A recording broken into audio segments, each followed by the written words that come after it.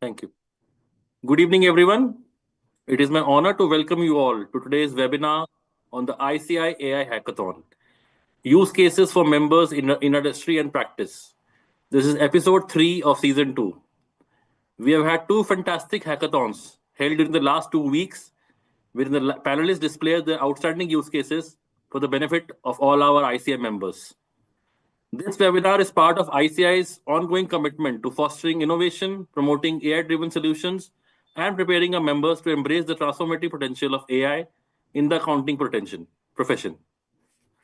We are proud to announce that among various ICAI's initiatives, we have completed the incredible milestone of completing 100 plus AI CA batches in less than 100 days, which reflects our committee's vision to integrate AI in all aspects of our practice and learning. We thank our ICAI and AI leadership for their constant guidance and for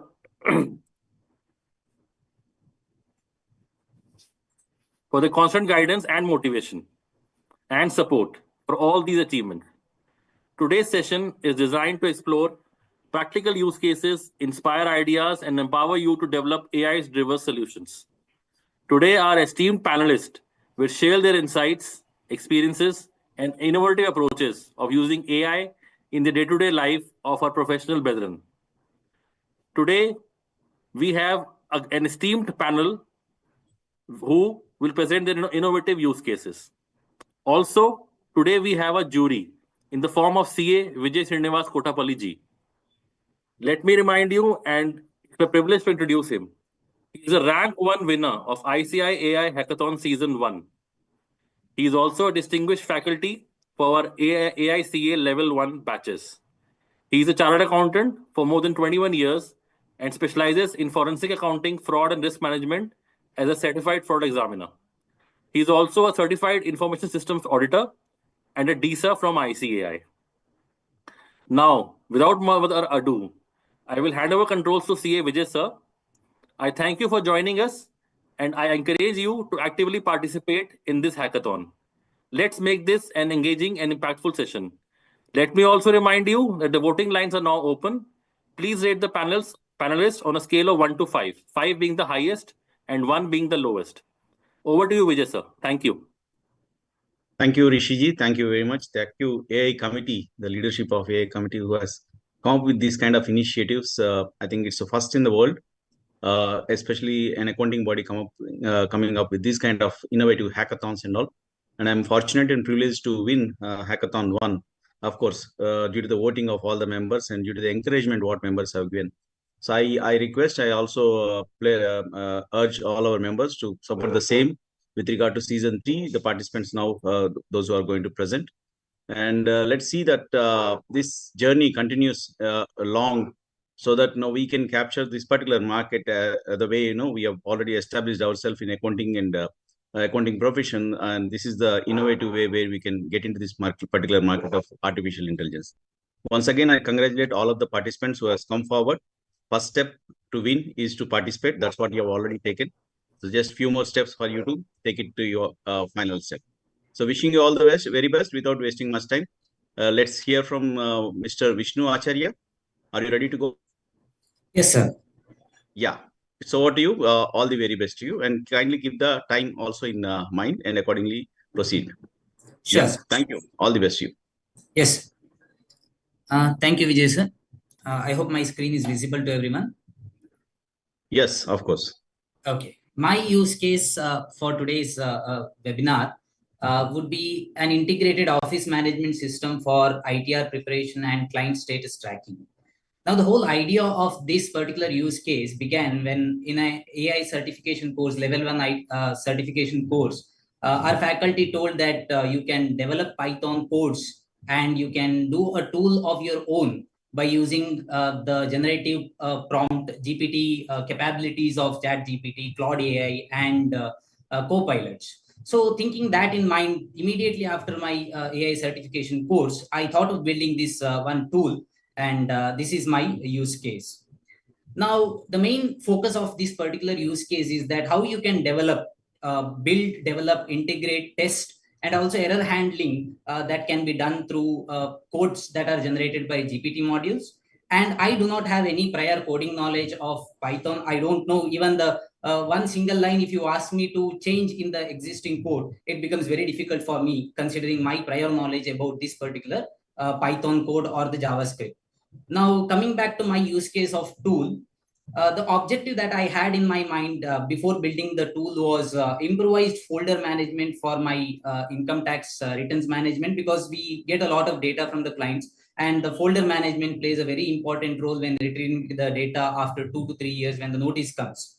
Then second one was to build a tool with database as an Excel rather than going for Access or SQL databases, which are famous for database management. And as chartered accountants, we are familiar with Excel. So I thought of having a database as Excel, highly customizable checklist. I wanted a tool where checklists can be highly customized, and eliminating cloud storage was one more added feature, because I was quite not comfortable in sharing my client information like their PAN, mobile number, address, email ID on a third party cloud.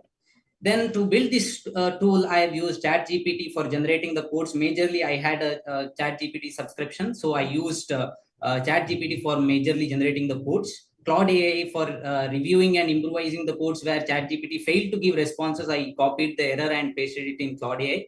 Copilot for error debugging of JavaScript and in the HTML page when I was testing the code.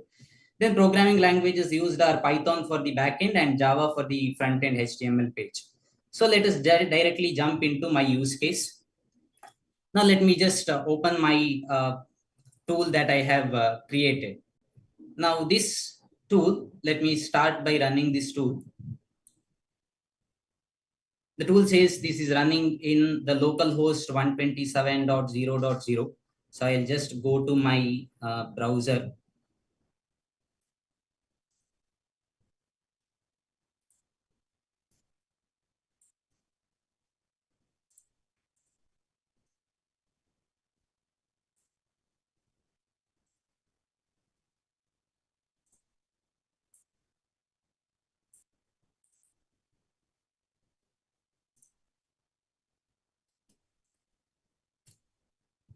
Yes. Now this says this is an office management system, and it says income tax returns. I just open my income tax return. First, it shows a page where I can select the SSE. I'll select client B, and I'll select one assessment year. Now you can see the client details are automatically fetched. From where does the client details are fetched?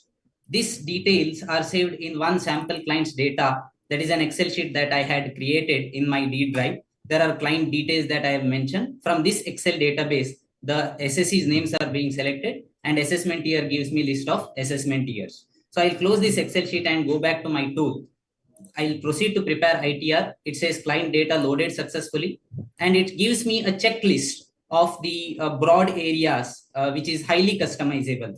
How this is customizable? There is another Excel sheet in this same folder, income details checklist. If I go to this Excel sheet, there are different broad areas and different checklists that I have created. If you want to add one more broad area, it is as good as just creating one more sheet and adding few checklists as you want. Now I select the requisite checklist. So let's say the person has salary, income, and some capital gains and some deductions. Now I create subfolders. As soon as I create subfolders, I click on create subfolder. You can see income tax returns folder is created, inside which assessment year, client folder, and subfolders are created. And there is also an Excel sheet that is created. I'll come back to this later. Now I click on load checklist. Now this sheet loads checklist relevant to the particular broad areas that I have selected: salary, capital gains, and deduction. Now I want to update certain things in the status tab. This status tab is editable. So I'll just mention that this is received, and this is pending, and this is inquired. Some status I just update it, and then I click on save changes.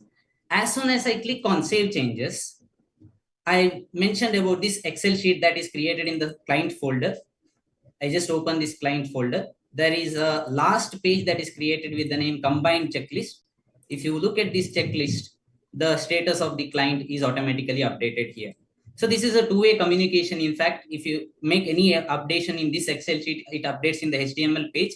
And if you make any updation in the front end, it also updates in the backend Excel sheet. After making all these changes, after updating the status of all these checklists, and after you prepare the income tax return, obviously you have to mark it as completed. So let us mark it as completed. Once it is marked as completed, it says preparation has been completed. Back to home page. I'll click on back to home page. I'll just show you what happened in my backend. As I already mentioned, there are certain folders that are created for the client folders. Let me just go back. When I started my presentation, there were only 2 Excel sheets, income details checklist and sample client data. Now the folders are created, and there is also one more Excel sheet that is created with the name ITR preparation 2022-23. I just open this Excel sheet. Now I have prepared the client B. So this client B status shows as prepared. So any additional new client data that you prepare, the client related income tax return preparation that you make, all these once you mark it as completed, the status is updated here as prepared. And this is highly customizable. You can also go for increasing the pages in this tool, or in the office management page, first page, I have showed only income tax return. This is highly customizable, where you can add certain modules to the single web page of the first page. And you can also create another view for the reviewer, where you can create this Excel sheet, which I am having on the screen, as the backend, and any updation by the reviewer to be processed in this particular Excel sheet. So this front-end backend helps us in having a streamlined and standardized folder management. Also, as we are familiar, and all the staff that are working in the CEO offices are more familiar with Excel databases, this becomes a very useful tool for customizing the data and updating the details in real time. So this is my use case that I had to demonstrate. So I'll end my presentation with a simple thought of Kaizen principle. Small and continuous positive changes lead to significant improvement. So the best thing of, or the best way to, best approach to learn AI is to implement in trying to solve the small and the minute operational challenges that we are facing in our offices, and trying to automate every possible task that we do in the CEO office. So this is end of my presentation. I would hand it over back to Vijay sir. Thank you. Thank you, Vishnu Acharya. I think definitely it's not minute, the kind of presentation what you have done. Let me learn, I mean, by any chance, were you participant of AICA certification? Yes, sir. From the Mangalore branch. Great. That shows the quality. I mean, definitely the presentation speaks something about the learning what you had from AICA as well. Obviously, and, sir. The Python code, generating Python code, I think I have to give credit to you, sir. My goodness. Okay, and great to see that, I mean, chartered accountants coming forward and trying to experiment different ways, because we are the data center. I mean, we are the people who generate the data. So obviously, we are the people who actually are very much eligible to be data scientists. So that way, I think the way you've taken up this particular challenge for the first session, and the kind of quality what you have demonstrated, definitely it's commendable. And I'm happy to see members the way every season, the way they are going one step ahead in type of demonstration, and kudos to you. Thank you very much for your presentation, and hope members will appreciate and kindly give your votes, and accordingly we'll take it forward here. Thank you very much once again. Thank you. Thank you. So let's move ahead to the next presenter, and Lokesh Agarwal. So before I call upon Lokesh Agarwal, let's again kindly be reminded that AI committee has come up with AICA certification batches with regard to level 1. That's where we have already completed 100 batches so far. And we are going to plan aggressively more batches soon, so that we need to catch up with the level 2 as well down the lane. And one of the glimpses what you have seen just now in terms of Acharya. Yeah, over to you, Mr. Lokesh. All the best to you. Kindly take over the presentation, and wishing you all the very best. Thank you, sir. Good evening, everyone. It's all pleasure for the AI committee of the ICAI to give us the opportunity to showcase our own present use case. I'm Lokesh Agarwal, and I'm going to present on the application of AI in audit and taxation. Yeah. So before we move to start direct on the use case, kept in mind while while doing any prompt, the prompt must be very specific and detailed. That should be used in the ChatGPT or any other AI tools. Moving forward to the use case. First, let's start with the application of AI in audit. So first of all, I have this prompt. I have conducted the audit of XYZ Private Limited, the client having a profit base in the financial year 23-24, and having my qualified opinion. This has been recorded here, right? The additional details are given below. I want to prepare the complete draft audit report, including Caro report and the audit trail for the financial year 23-24 as per the Companies Act. So I'll make this prompt in a detail. I'll just simple copy that prompt and paste on the ChatGPT. So ChatGPT prepared the draft audit report, including the Caro report. Here is the independent auditor report. It includes the qualified opinion, the basis of qualified opinion, EOM matter, EOM para, report, Caro report. But you can see the Caro report is not yet completed. It has only 3 points over there. This is the responsibility and auditor management. This is as per the, it also include the auditor firm name, FRN number, auditor name, membership number, including UDIN. But I want, this is as per the format issued by the institute in their guideline. I need the detailed explanation for the Caro and more item. So ChatGPT prepared the annexer A. All the Caro points, including all the 21 points have been included over there. So we can use that audit report. Now I want this in a Word format. So ChatGPT prepared this Caro report in the Word format. So I've downloaded this report. This is the Word format, the Caro report. All the 21 points are available here. So let's take another example. I have another prompt. You're thinking a junior auditor on the risk assessment.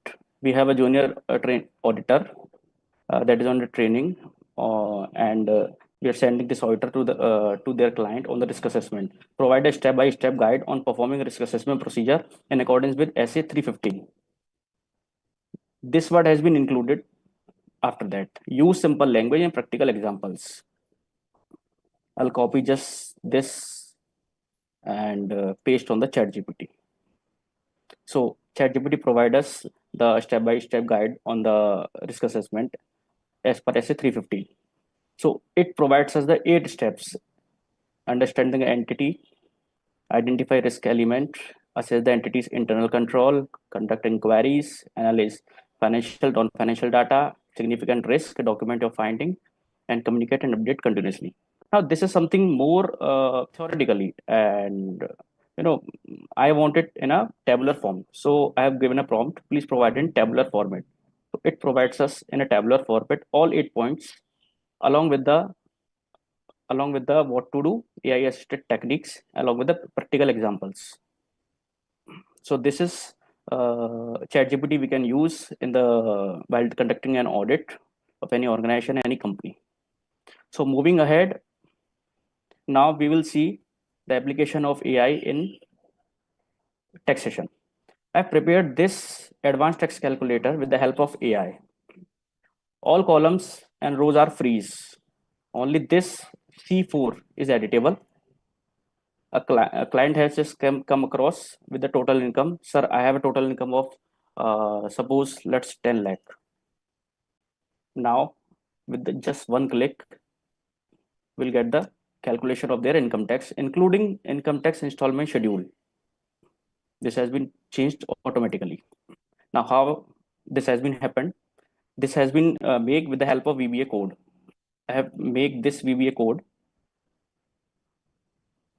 Yeah, this I have made this prompt for this advanced tax calculator. I'm creating advanced tax calculator for expected income in financial year under old tax regime and new tax regime. So here is a 19 steps total. I've made this step on what basis we want to calculate the income tax as per old tax regime and new tax regime.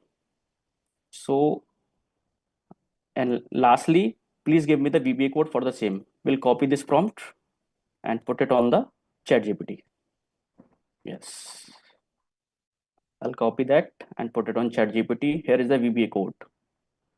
We don't need to learn any Python code, any Java code, or anything else. We'll just copy that code and paste it and run in the Excel. Now, just simple Alt F11.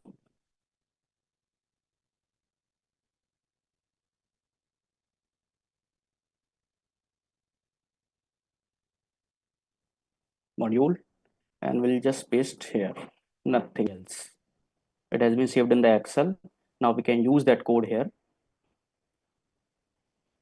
If we want to change 15 lakh with just one click, we'll get the advanced tax as per the old and new. It also conclude the new tax regime is better. Of course, the new tax rate, the income tax as per new tax regime is lower than the old one. So with the help of AI, we can generate these types of calculator. Apart from that, a new features have been embedded in on the GST portal, the IMS, Invoice Management System. I'll show you the brief case. So GSTN issued an advisory, the FAQ. Suppose I'll download this FAQ. This is the FAQ on the invoice management system issued by the GSTN. So I want to summarize this document and wanted to send to all my GST clients to get the information about the IMS that has been applicable from 1st October. So I'll have to make this PDF from, I'll make to PPT, the PDF to PPT. So simply go to the Gamma app. We'll upload this PDF on the Gamma app. Upload a file.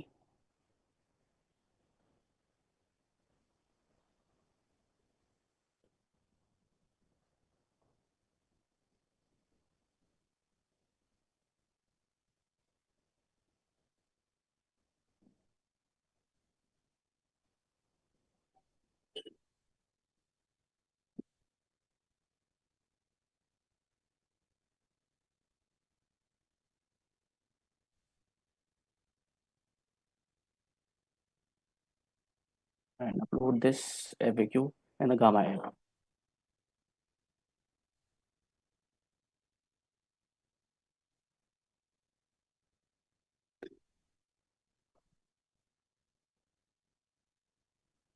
It is taking a little bit more time.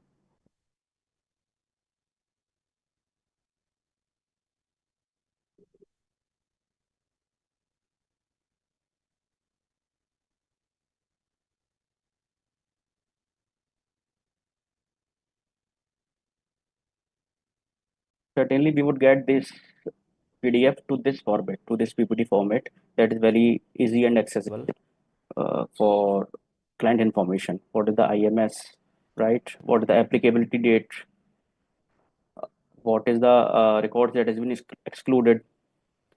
Then action allowed in IMS. We have to accept or reject or pending, right?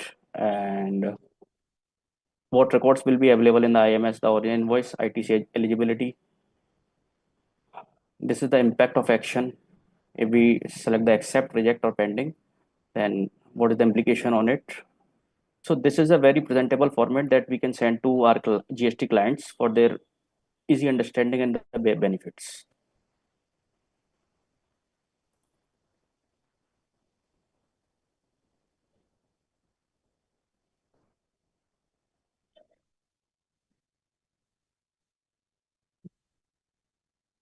This is taking a too much time to upload. Mr. Lokesh, meanwhile, by the time it uploads, shall I put one or two questions with you? Mr. Lokesh? Sorry? Yeah, by the time it uploads, probably, can I ask one or two questions to you? Yeah, sure, sir. Yeah, just to, I mean, what are the platforms you have used? One, I believe you have used ICAI's Direct Access Yes, GPT. CAGPT. And? Yeah. And I've used ASB, okay. Auditing Standard Board, DirectX Yes. GPT, Okay. the Gamma app, Okay. to convert this document. Yes. Yeah. Got it. So Okay, you can generated proceed. VBA code from this chat GPT and Okay, put it on the Excel. great. Yeah.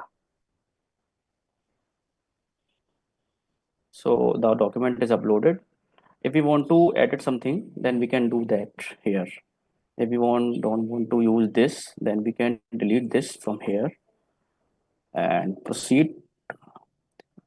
This is the number of slides that we can generate: 8 cards, 9 card, 10 cards, right? So we will continue.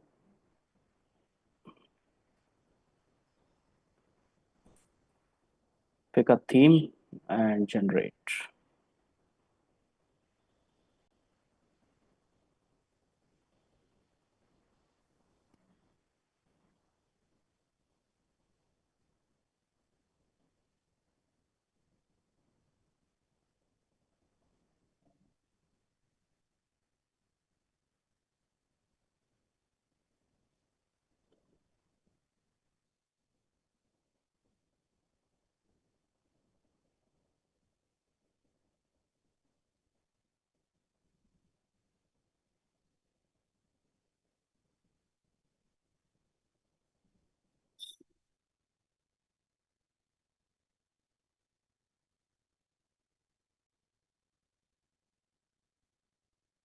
So this is the generating the PPT.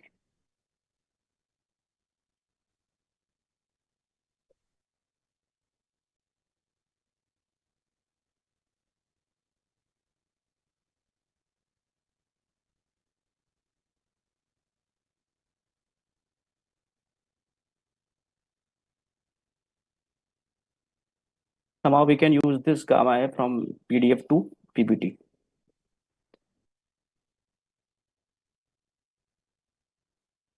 This is slide 1, 2, 3, 4.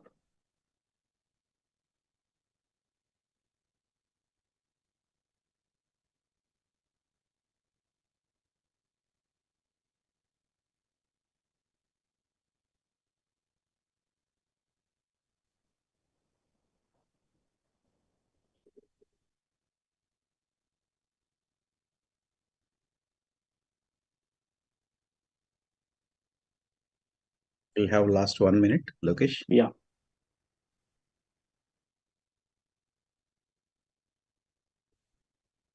So sir, we have all the slides here also. Yes, So we yes, of can use, course. yeah. So we can use that just to summarize all the document, all the PDF document. So that's all from my side, and we can conclude that the chat GPT, CA GPT is all very beneficial with the help of in the form of industry and practice. Good job, Lokesh. Nicely demonstrated.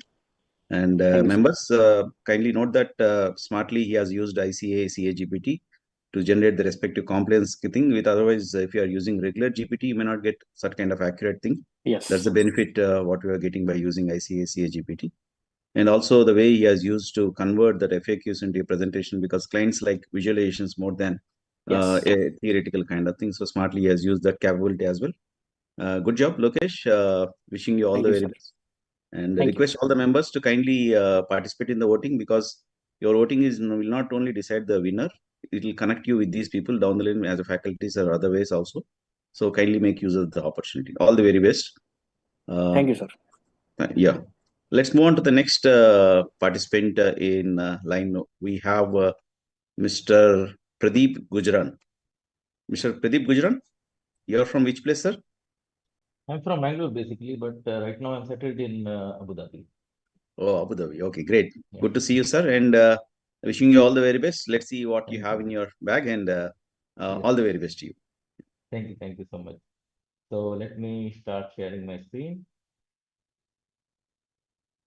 So are we able to see my screen? Yes, very much. Yeah. Okay.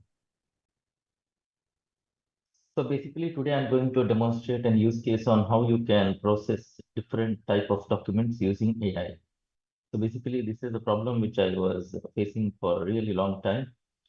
So I have broke down the presentation into multiple parts, explaining in a storytelling way what was the problem, what was my plan, the solution which I built, and the demonstration. So the problem was I'm working as a compliance auditor in ATGC, one of the construction company. So I used to get document in different types, like PDF files, some are scan files, some are audio files, and some are images. And also these documents are in different language also, mostly like in Arabic, because since I am in Middle East, so you get a lot of documents which are in Arabic. And these documents are really lengthy, like one construction contract will goes up to like 400, 500 pages. And I want to create summary reports, and I want to create in an audio file, just for for my understanding, or creating audio files for training, or in order to send some quick summary to the different departments. So my plan was to use AI and convert create one tool which will solve all my problems in one screen itself. And I wanted a tool where I can upload PDF files, where I can upload audio files, which will transcribe the audio files. It will give me the transcription. Then I can chat with the document and get the necessary information which I want. And also finally creating an audio summary using text-to-speech capabilities. So the solution, I'm well versed with Python. I am using Python since 2018, and I am also have done post-graduation in artificial intelligence and machine learning. And apart from being CA, these technologies help me a lot to save time and develop different applications. So I was using ChatGPT a lot, but now for this particular activity, I have used Cloud.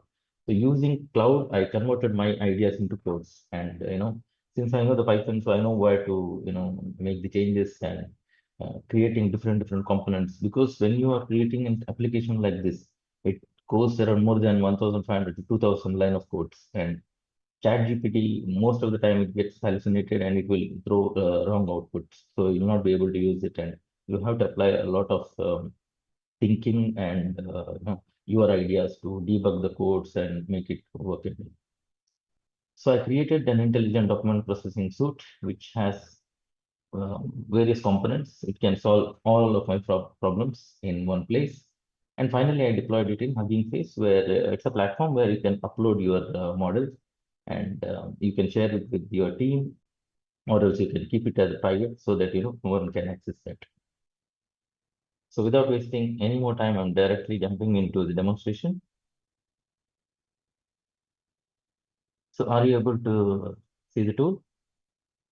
Yes, of course. It's a portal. Yeah. One more time, before I want to share my screen again, because I want to share the audio also. I'll stop sharing now, and while sharing again, I will share sound also. Okay, just I forgot to do that. Okay. So first, let me quickly go through this tool, and this is developed by me. It's not a third-party application, and I have integrated a lot of capabilities like creating RAG-based chatbot, integrated OpenAI APIs, integrated Meta APIs, um, text-to-speech capabilities, deep translator by Google, then Google text-to-speech capabilities. So it has basically one stop for all the everything. So I will upload one file. Let me upload a sample Arabic document. Okay. And here I have also integrated the OCR. So since it is a scan document, so I will convert this file process. So it actually, gave me the transcription. So now this one, I want to convert it into, let's say English, because I want to see what it is. So it's basically a sample contract where it is, giving you some information about who was a witness and everything. So here index basically you are creating a knowledge base. Since, ChatGPT generally answers based on the documents on which it is trained. So in case of, if you use something like this, right now I'll clear the index. And when I index content, so this one becomes the knowledge base. So next time, if I ask anything, so it will take this one into consideration. Okay.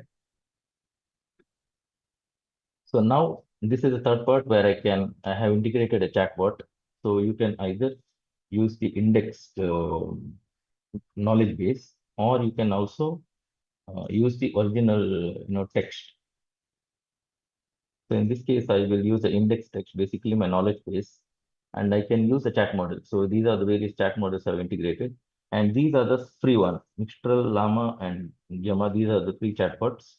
So I can ask question, summarize this into, let's say, 100 words.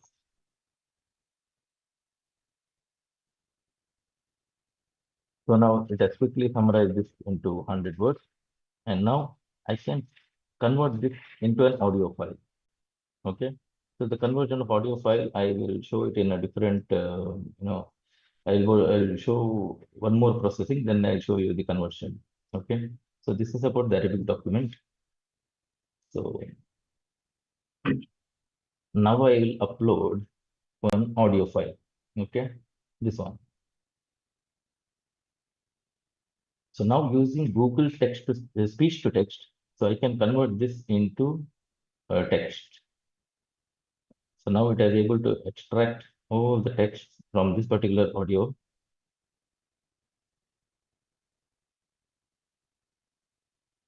Will take a moment. Yeah. So see, quickly it translated, it transcribed the text, and this one I can again convert into any language, or I can directly, if I select English, it will get, it will be in the same. So let me translate into Hindi just to show you the capabilities. Let me translate into Arabic, because in my team there are a lot of people who are Arabic, so I can translate them to in their language and I can send it to them. So as soon as I click index, okay, this will be appended into the earlier knowledge base which I've created. Like this, you can create your own knowledge base, and you can chat and you can get the required output. So now I will show you one more capability, which is an audit. So for this, I have one Arabic text. Okay, this is Arabic contract. So I'm copying this and I'm directly pasting it over here. Okay, this one I can directly translate into, let's say, let me translate into English. Okay, and let me ask some questions on the translated text. Okay, using Llama or any model. So I can ask, what is the content? See, it directly gave me the contract value. Who has signed the contract?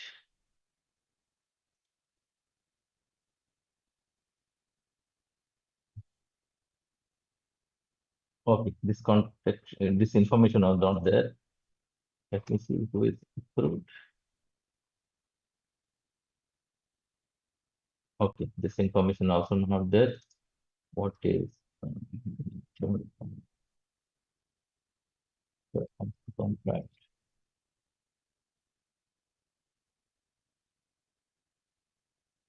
Yeah, it is a construction contract. So like this, I can quickly chat with the document and the information, and I can get the relevant extract. Now, let me upload an internal audit document and convert it into a summary in Hindi. Okay, this is my last demo. So I'm uploading an internal audit document. I transcribed it. Now I will translate it into Hindi. So it got translated. Now, using text to speech, okay, I will convert the translated text using OpenAI text to speech. I can use any of the voice, and I'll click on generate speech. I think it's too big.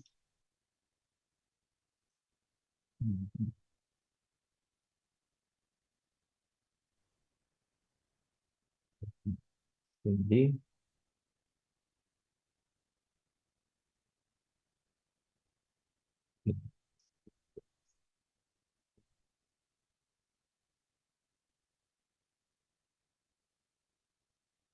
Let me summarize this into 10 points.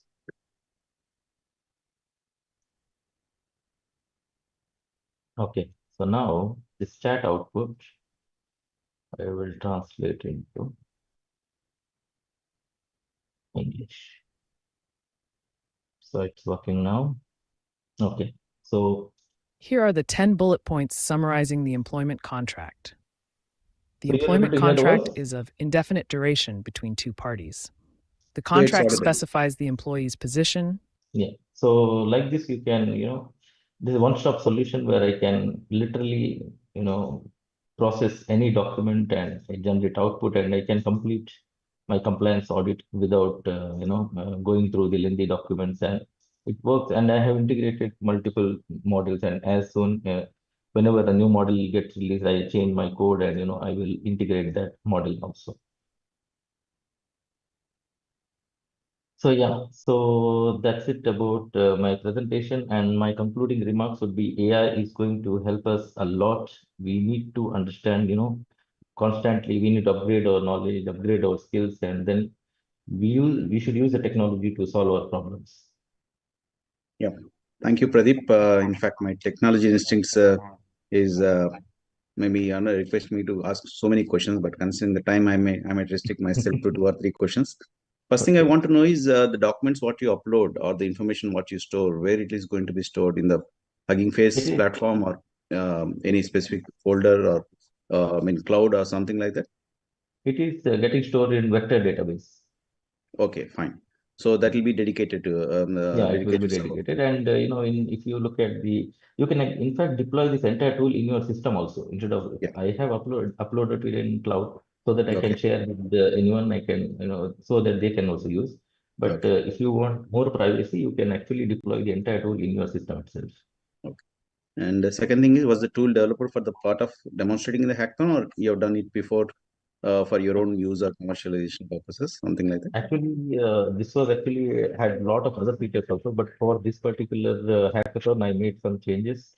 So that's why, I had to change my use case to match the requirement of the hackathon.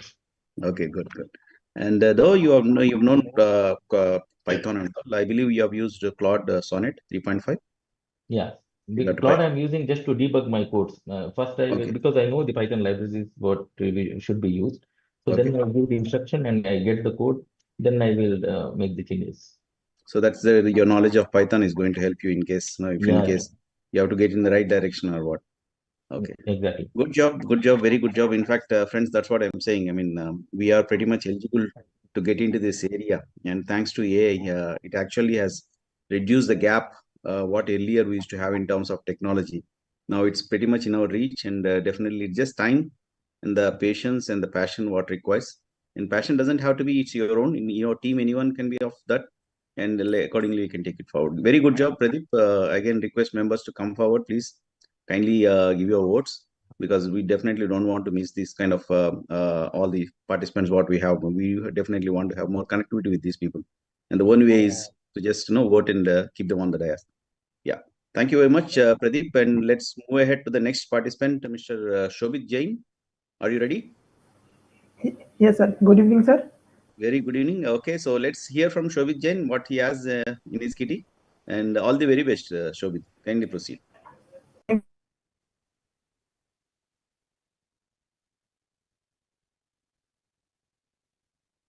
Yeah, you are on mute, just to mention.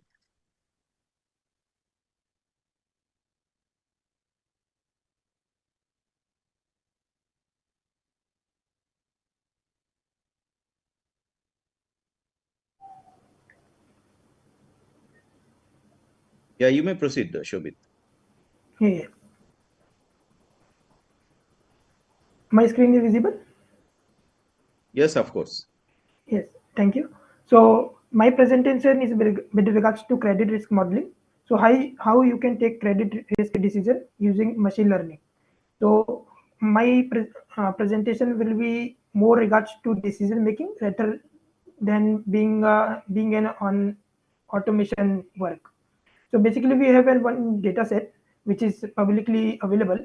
So here we have to decide whether, so this is the data set of a bank. So we have multiple columns. We have around 18 columns.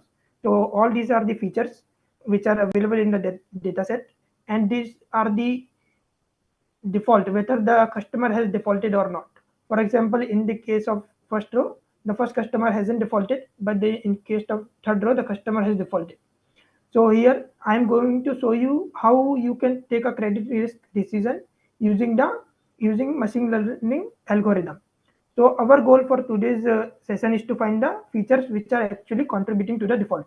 For example, if I am using Excel or using any traditional method, you can use the features or variables which are in numerical form to find out the relation among them.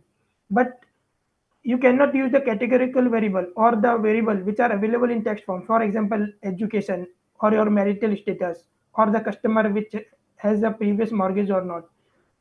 And that is not possible through our traditional means. So what we are going to do, we will use our machine learning algorithm and technique to find the correlation and how all of these features are contributing to the default. So I'm using a machine learning algorithm or technique called one hot encoding. What is one hot encoding does? It actually convert the categorical features. For example, education, or you can say employment type, or something which is in text form into a numerical form. Because as a computer does not understand the text data. It only understand the numerical data. So once it is converted into numerical form, then we can process the data and find a correlation how these individual features are contributing to the default. So there are multiple way to convert a data into from categorical to numerical uh, output. One is label encoding. What does label encoding does? For example, if you have anything in sequence from low, medium, and high, so it will give a separate number to each one of them. For example, 0 to low, medium, 1 to medium, and 2 to high. Then there is another technique called one hot encoding. What is will do? It will give, for example, I have three categories: high school, bachelor, and master. So it will give, for example, I am a high school. My qualification is high school. It will give a variable 1 to high school and 0 to bachelor and master. For example, the second candidate has the education of as a bachelor. So it will give 1 to bachelor and 0 to other two categories. Similarly for master. So here I have used the label encoding, which is our first technique to convert all the categorical variable into a numerical type. Then I have tried to find out the correlation among them. And this is the chart which is showing the correlation among all the variable. For example, I want to see whichever of the all variable is contributing highest to the default rate. So the largest number I'm seeing is 0.13. So if I go downwards, I can see interest rate. Interest rate is one of the most important feature which is contributing to the default rate. This is what I can get through this correlation diagram. But if you look at this entire correlation diagram, there isn't any single variable which is showing any maximum correlation with regards to default rate. The maximum uh, correlation is showing by interest rate, which is only 0.13. So I think that this correlation matrix is not giving us the full picture of the factor which is actually contributing to the default. So now I will use another technique to deep dive into the feature which is actually contributing to the default. So now I will use the technique called random forest. For what is random forest? So many of you have heard or see the decision tree. This is how a decision tree look like, and this is how a decision tree make a decision.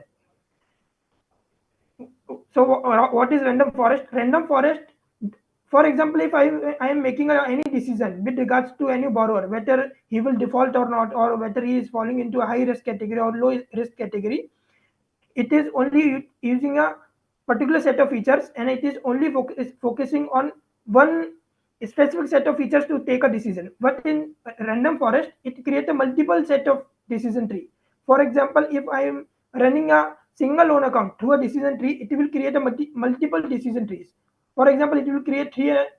For example, it has created 5 decision tree, and then it will take a decision on the basis the final output given by the maximum decision tree. For example, out of 5 decision tree, it has created 4 saying the customer will default. So it will give an output that the customer will default.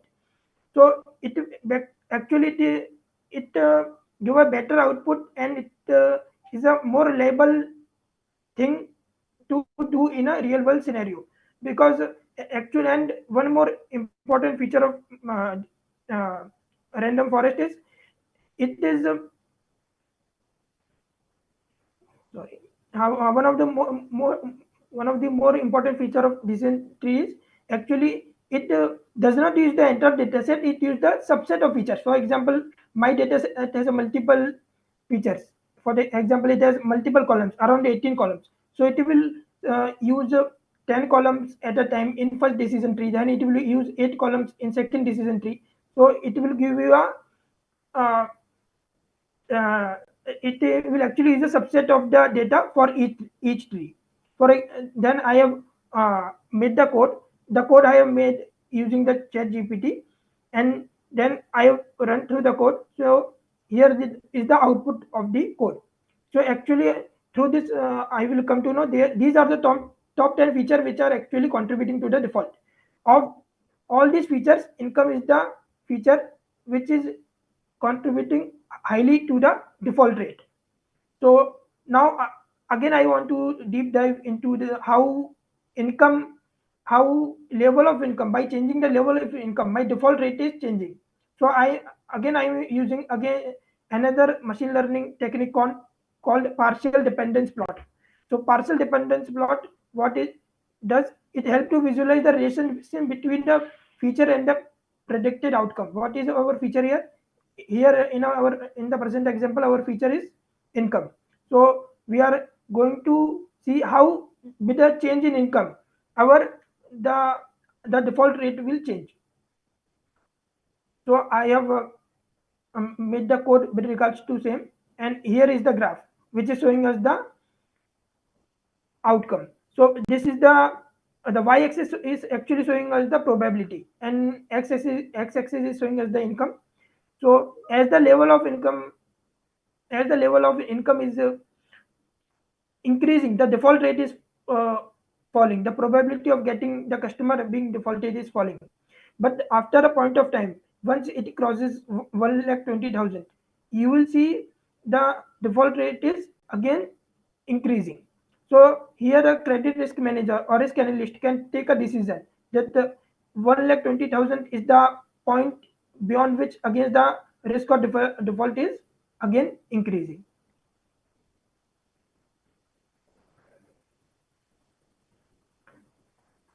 The same thing I have written down here. The y-axis, which is our partial dependence, it is showing the predicted probability of default, and there is, if you see, there is decreasing trend in our graph.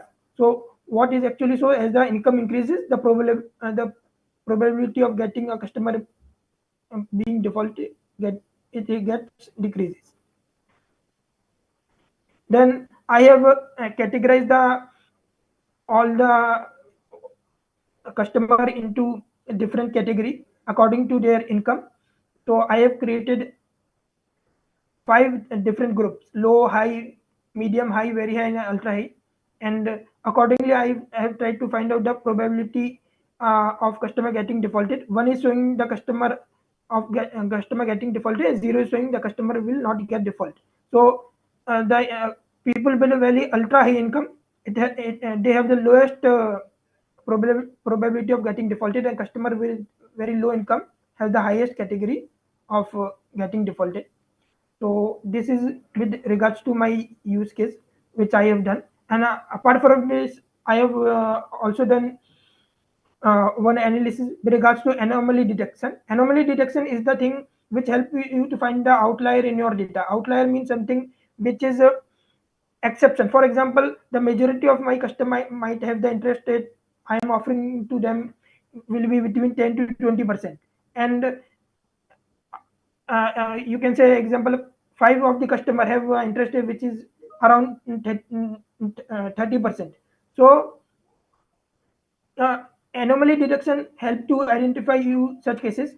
So I have run this anomaly detection technique, and here you can see out of my entire data, only 5% of the I am able to find anomalies in 5% of the cases. So, so this is the data where I am able to find the anomalies. This data you can extract into Excel using pandas, which is the library in Python.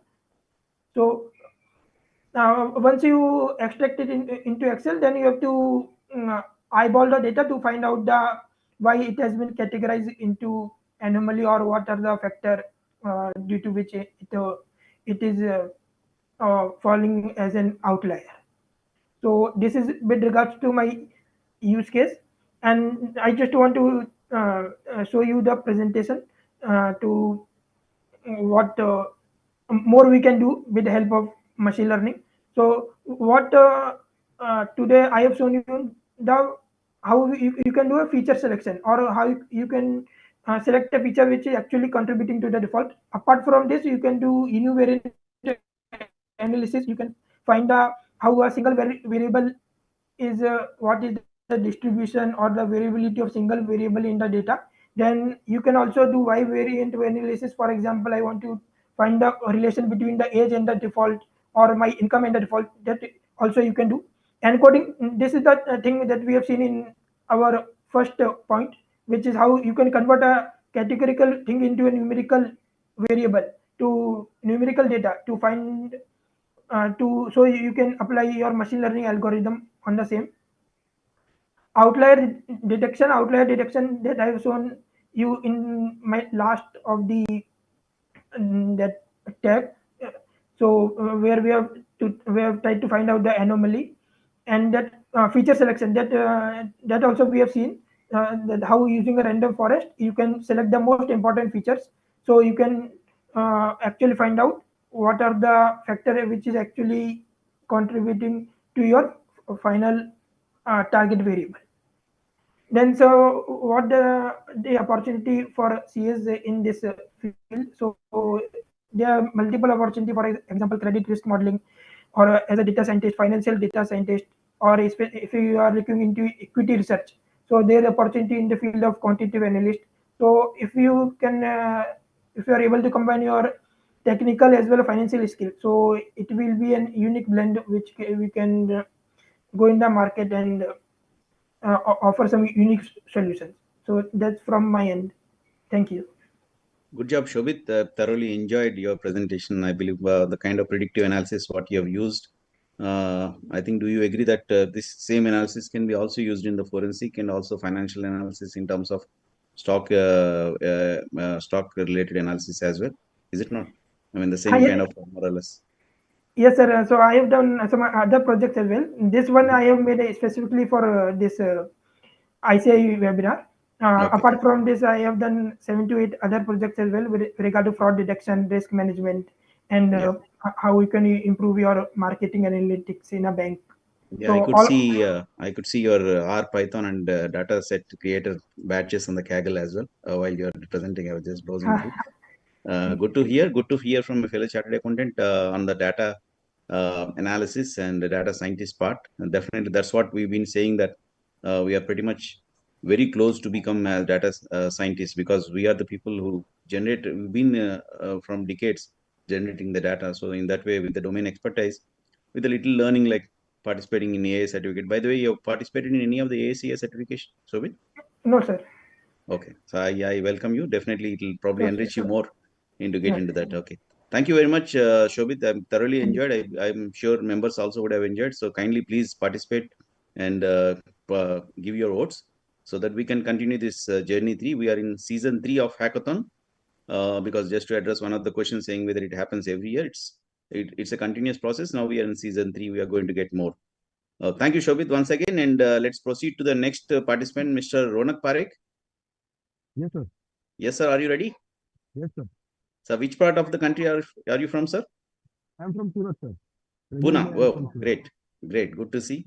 So kindly proceed. Let's hear from Ronak. All the best to you, Ronak. Thank you, sir.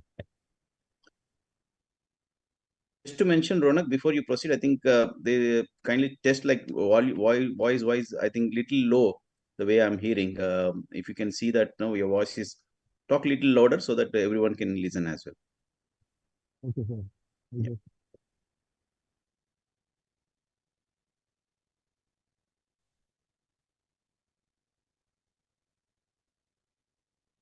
Now it is okay, sir? Yeah, well, slightly slow, but still probably you might be little closer to the mic and try to speak out little louder. Because ultimately it's the participant who has to hear your okay, talent. sir? Still low. Still low. Yeah.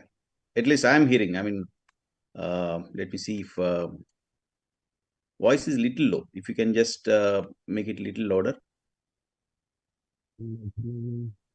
or probably you can increase your modulation to match with that.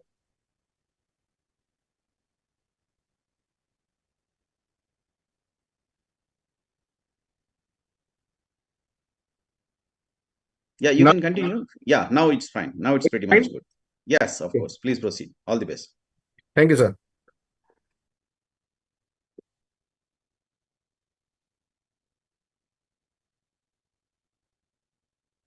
So my today's topic is very general in nature, and that is a case that is useful for practice of bank audit, AI in audit and finance. We are in the audit of maximum many industries, including banking sector, and banking is the sector where we are having a very short time to complete the audit process. During this audit, we are using many Excel tools to analyze the data and to complete the same. But the main problem is that when we are going to the different geographical area, we don't have the exposure of industry over there. And that's why we can not able to conclude the audit at the perfect point of time. And that consumer time a lot. So I use AI tools in this process. Normally, we get the audit on 30th of the March, and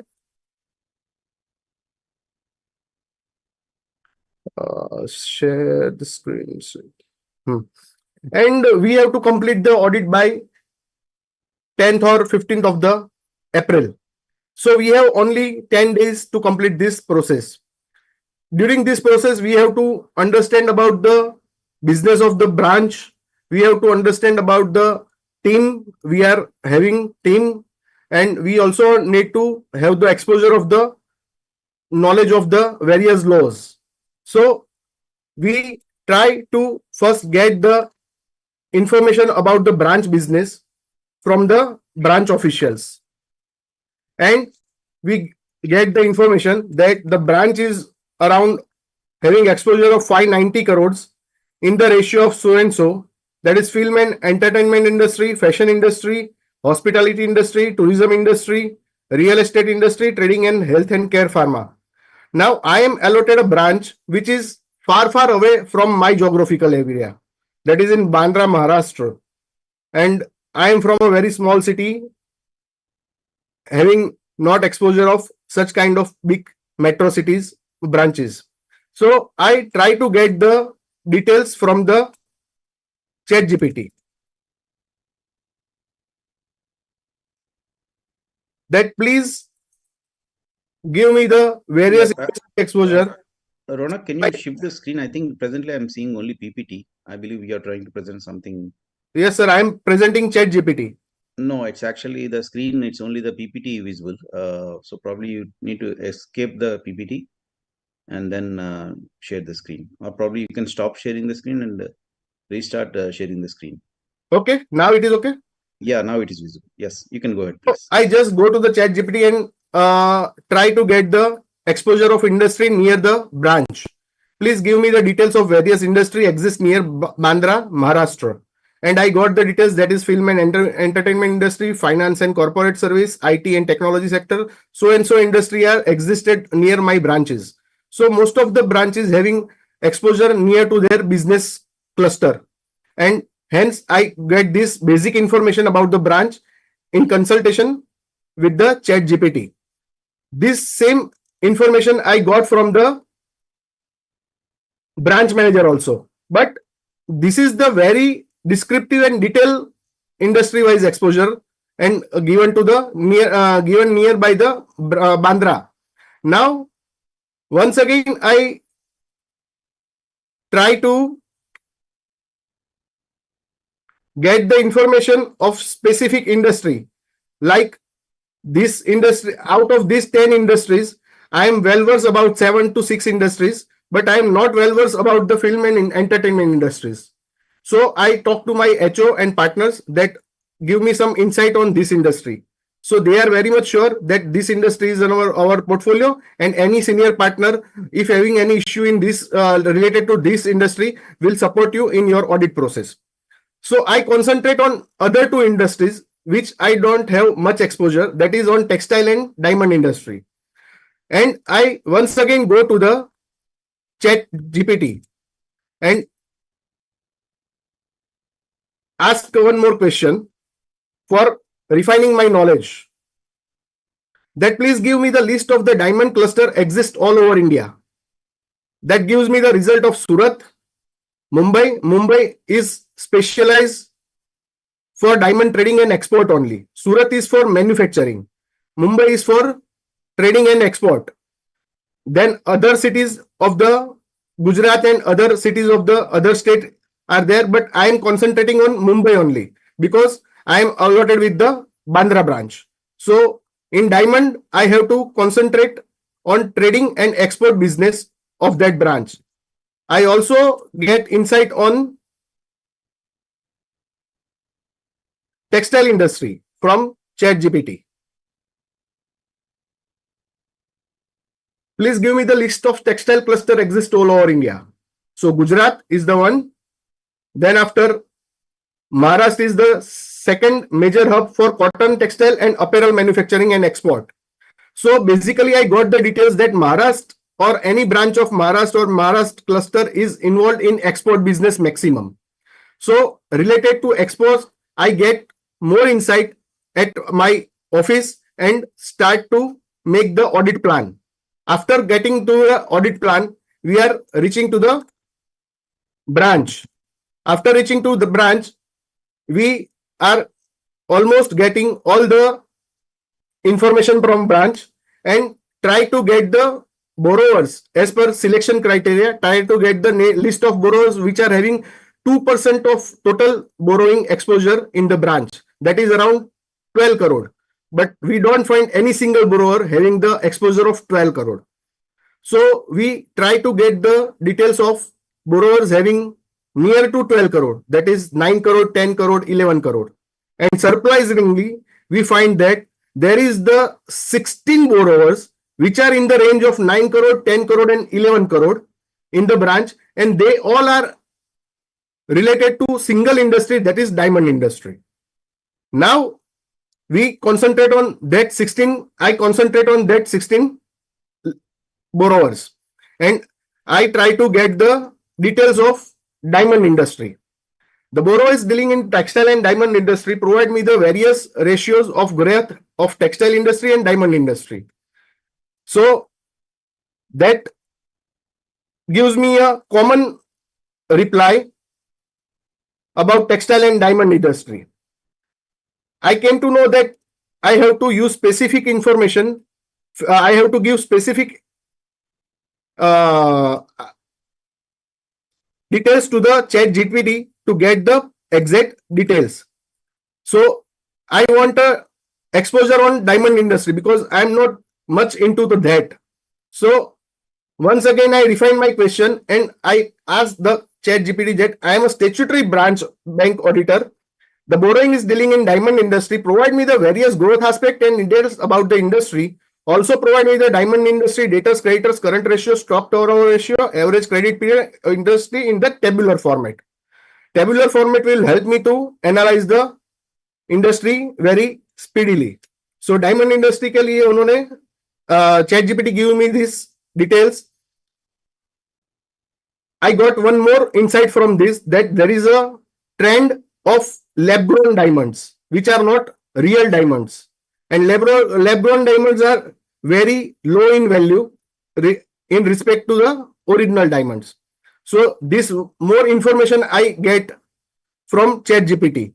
And the key financial ratios are like this: debtors 90 to 120 days, creditors 75 to 100. So my role, I define my role to ChatGPT. I am a auditor, and it gives me a detailed analysis of that. That also gives me the insight on industry. Okay, वहाँ पे in that industry, what is the development? So development is lab-grown diamonds. So I am concerned about the stock now. If these 16 industries, 16 borrowers are getting the exposure, then what is the stock in their hand? Because they are enjoying the CCOD facility, that is, there is no manufacturing in it in Maharashtra.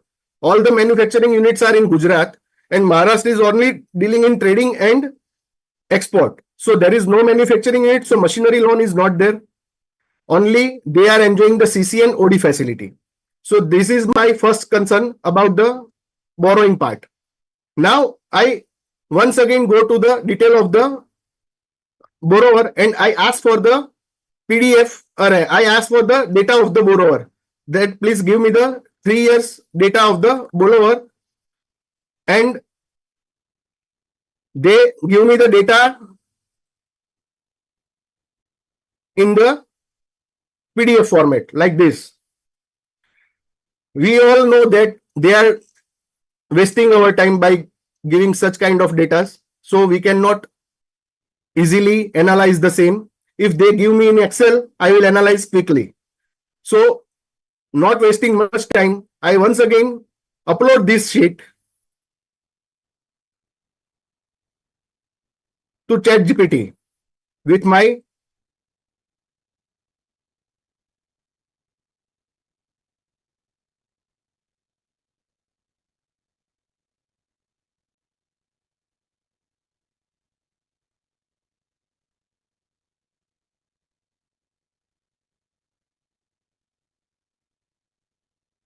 once uploading this,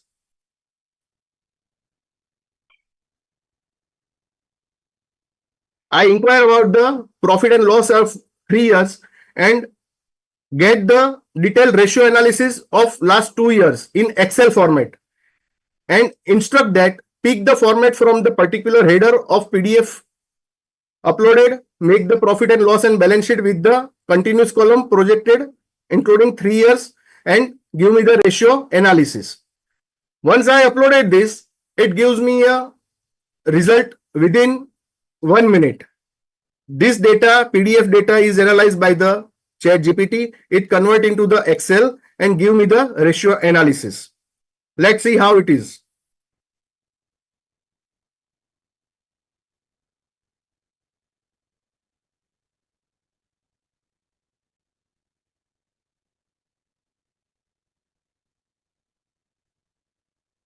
This ratio analysis will help me to match the criterias and key financial ratios which are industry as a whole, diamond industry as a whole is enjoying. So I think this is taking much time. I have already the report generated by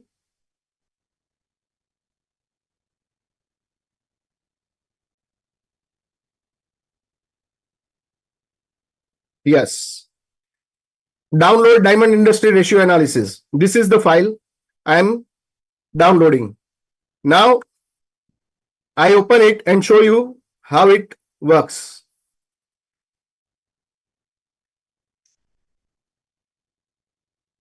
This is the ratio. As we are not able to get the data at our office side, we are compulsorily depend to use the system of the bank, and we have to work over there only.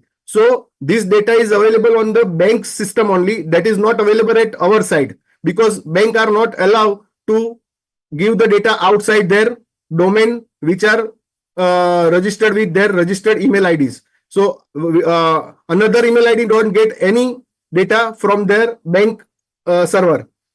Hence, we get this data in PDF format and we convert with the help of ChatGPT into the Excel. Now, surprisingly, you just see that I will show two files alternatively. This is the data of 3 years. In first year, there is a turnover of 229 crore, 184 crore in second year, and 294 crore in third year. So my analysis shows that there is a decrease in sales of 20% and increase in sales of 60% in next year. But the same way, my purchase is 93% of total sales. Here, that is a 138% of the total sales. That is a something not digestible. So I go to the balance sheet ratio analysis. Here, my debtors, inventories are lower by 26%, and here the inventory is exceptionally increased by 372%. This is just a work of 3 minutes, which gives me lots of insight on my audit part. Here, the sundry debtors are increased by 8.66% compared to last year, and here the debtors are increased by only 0.5% compared to last year. That is 340.58 crore from 340.41 crore. Though my sales is increased by 60%, my debtors are increased by only 5.5%, 0.05%. So these are the some ratios which are not digestible and which are not in line with the industry. And I don't have the knowledge of this industry, so I straightly go to the manager and ask for the visit of the borrower premises. Yeah, Ronak, time up. I think we already exceeded by 2 minutes. I'm just waiting for the conclusion. Do you have anything to? Shall we conclude, or you want to demonstrate? Just half a minute to conclude, because मुझे बोला गया था 8 minute पे bell बजेगा, लेकिन कुछ बजा नहीं, तो I am under the impression that 8 minute नहीं होगा. मैं खुद आपका बेल हूँ, so. Thank you, sir. So this is the details that we get from this analysis tool of ChatGPT. With this, we are also using the Power BI, CAGPT, from where we get the information about the various law and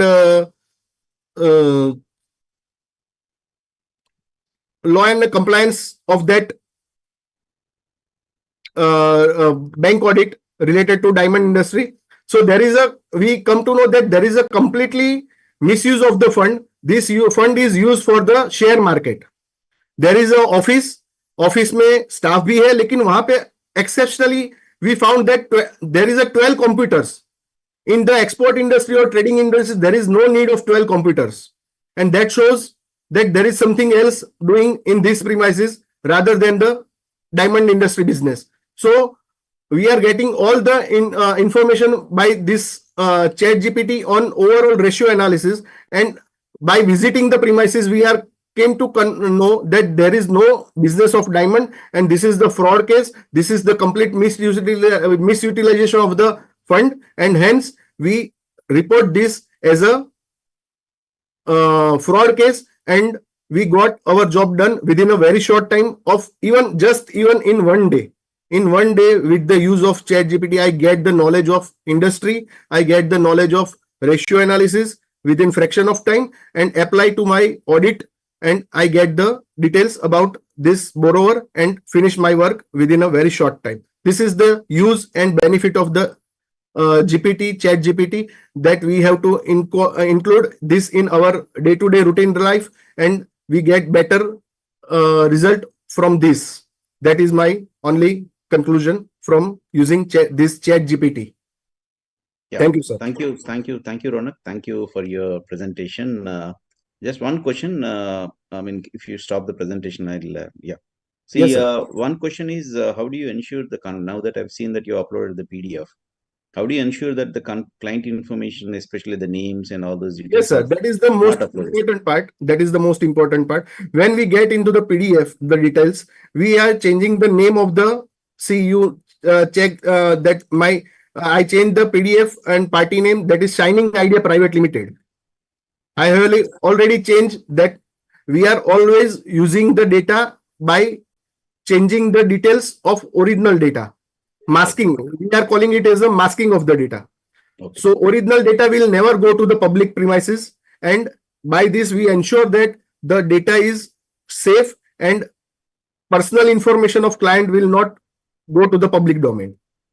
So we are using the PDF tools which change the name and which allow to change the data in PDF format also. Okay, yes, pretty much, Ronak. I do agree with you. I mean, being a professionals, I think society expects being more ethical from our side. So that way, whenever you are uploading for any of the GPTs, including your ICAI GPT, kindly ensure that you're not sharing any confidential information, including the name of the client. So you need to ensure that it's masked or probably modified or renamed kind of thing. And just to add, I don't want to break the ice. 2 days later, if you would have presented, the presentation would have been even more, because we are going to get some surprising GPTs going to come in the market, which especially addresses the one use case what you have demonstrated. So I don't want to break the ice. Let's wait for 2 more days and see how it happens. Yeah. Thank you. I wish you all the very best, Ronak. So members, again, kindly participate in the voting. And let's proceed to the next presenter, Mr. Vikram Sinha. Are you ready? Yes. Great. Good evening, one and all. Yeah, kindly take over to Vikram Sinha. Please take over. Right. Just a moment. Let me set myself up. Yes. Good morning, one and all, audience and live viewers. This is one topic which most people generally misunderstand. Let me explain about the concept and the topic which I'm trying to present today, something called smart contracting.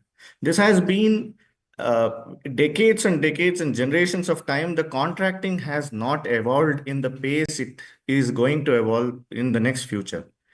What I am trying to disclose is how smart contracting will take over or solve certain problems with respect to 2 industries, an IT-based industry and a real estate industry, most useful cases. Just wait for 2 days. The case what you have demonstrated will cover. No, in 1 second. Someone kindly mute yourself. I mean, the same I'm hearing voices. Ronak sir, thank you. Going on mute. Right. The IT industry typically have 2 problems: delayed responses in any of the contract management lifecycle, where right from customer requests something to the deliverable going to them, it takes close to 2 months, and it is having inability to adapt to new changes and change management which customers generally have in an IT setup. And typically in a real estate industry, where there are a lot of SKUs, lot of line items to complete, lot of deadlines to meet, and lot of micro deadlines to meet, and typical delayed payment is the biggest challenge which I wanted to address using this smart contracting in these 2 industries.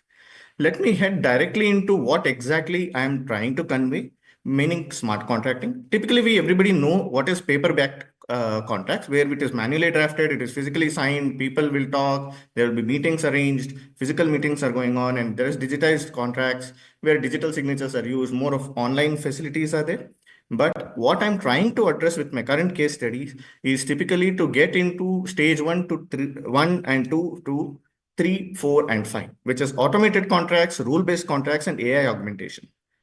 Now, let's immediately dig into the problem statements, what we are trying to address, and how we are trying to simulate a situation, what happens with a typical IT industry, how we can use our use case where we can target to move from stage 1 to stage 5.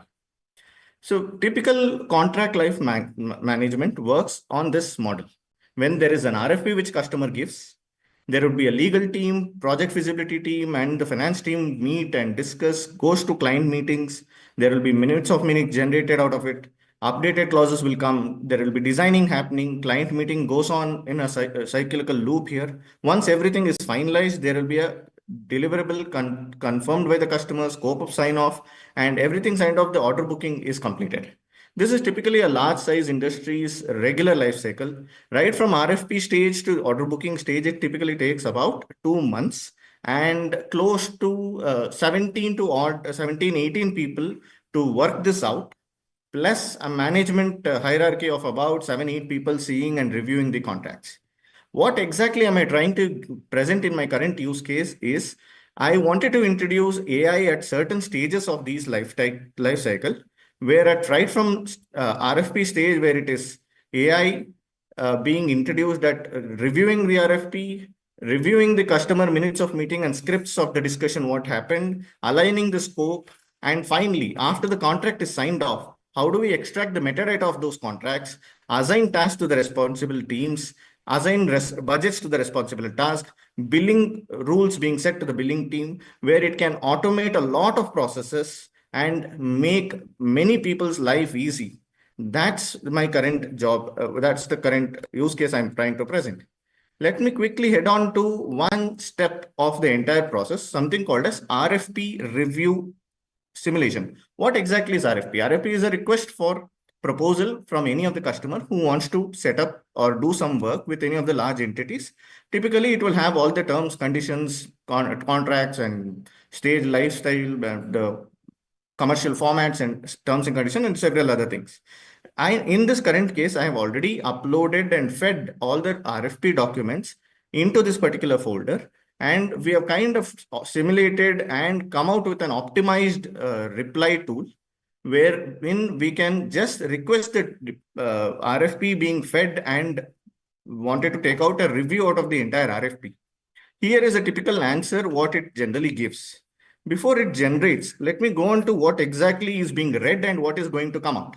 It would read out the RFP documents, company's clause library, past negotiation, optimized prompting will be used to understand the RFPs and the outcome what customer needs.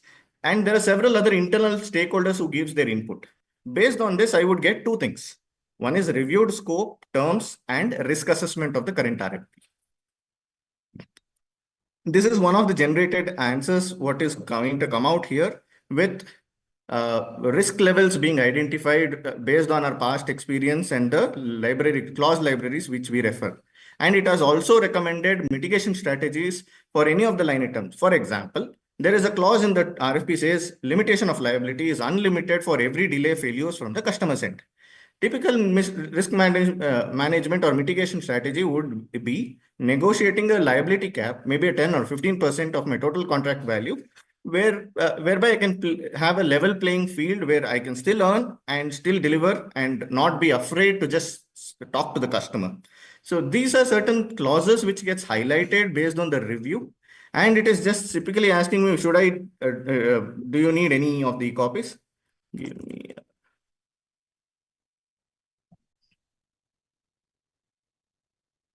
So it typically generates a downloadable link in the way the formats which we generally want, and it gives us a feedback as to what kind of tools you want.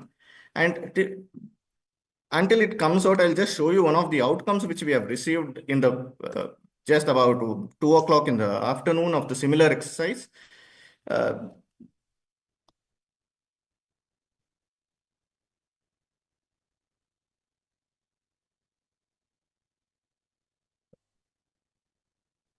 Right. This is typically how an RFP is being understood. It says this is a CRM implementation project which customer wants with trainings and support being done after implementation.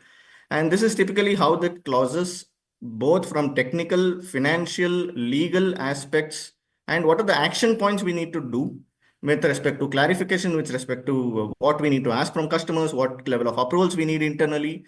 And it is a summary what we just saw there being presented out in a downloadable form.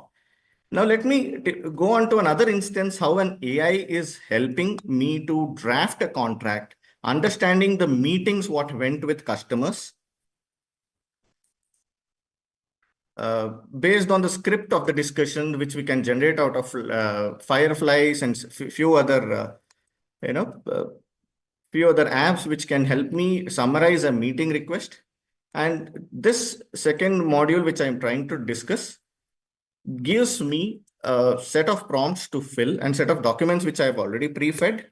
It kind of gives me this, where it takes from the minutes, meetings discussion script, what exactly happened, who was participating, what was the discussion, what are the negotiation tactics, what was the company's best contract terms we had with some of the deals which we won in the past, some of the negotiations with respect to pricing, terms, optimizing our prompting request, and some of the inputs from a stakeholder which may be requested at the customer's discussion stage, wherein I am asking the tool to generate me a draft contract and a risk assessment report, considering the realignments what we kind of want to get out of. Now, based on this, our GPT would generate two different content. One, a draft contract. This is a typical draft contract of how we generally deal with contract signing off with customers, with a tentative corrections of clauses between scope of work, deliverables, deadline, payment terms, and SLAs, and a few other topics. And at the end, it also gives us a summary to the client, what all clauses from the RFP we are trying to change and why we are trying to change. All of it is being read from our clause library and the past contracts, which we have simulated in this particular module. Close to about 1,600 cases have been simulated. And these are certain recommendations which is being fetched from so many line items and giving us few other clauses to introduce in the contract, which even if it is not filled currently, it is asking us to fill out. Now, based on these inputs, it is also giving me the revised risk assessment. What was in RFP? What is our final term we are trying to include, and what is the risk levels which we reduced? And there are certain stakeholders being automatically tagged for their attention, where we can start sending automated reminders based on their respective responsibility areas and what risk levels they are committing. And this is a high level picture of how a contract is discussed by a management of vice presidents discussing with the CFO of a company running a $8 billion company. Now, these are certain things which they generally question us. These are the certain things they generally check from us, not just from the financial parameters, margin parameters, but also understanding the perspective of what exactly they're expecting out. These are certain simulations which is being run by the chat GPTs on the background. The reports which we just saw was just an outputs of these risk assessment templates. Now, moving on to the last part of the assignment or last part of the instance which I wanted to discuss here is something called as task assignment. Many people miss replying back to customers immediately after the contract is signed off. Maybe there is a delay in understanding the contracts, aligning the rest of the stakeholders who are supposed to be part of the discussion. Now, all we did was giving a prompt, asking what exactly it has to run. And finally, at the end, I got a mail merge usable template of messages and contents and the actionables, which has to go out to several stakeholders.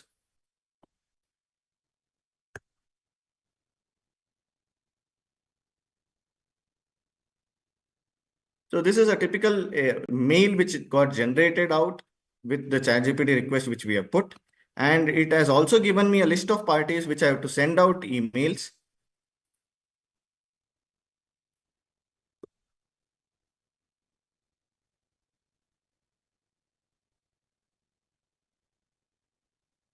And this is the typical outcome which I've got out of the ChatGPT in the afternoon session of trial run.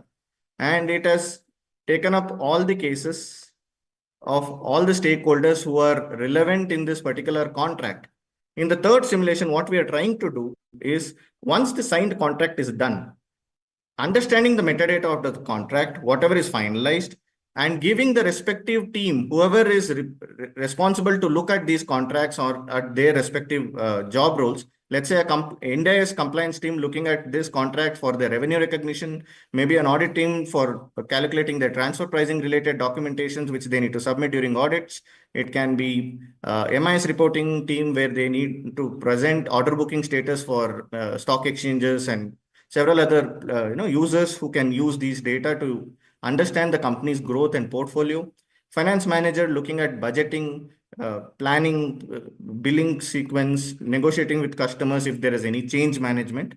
With all these being there, just a simple click of a button where it allows us to kind of initiate.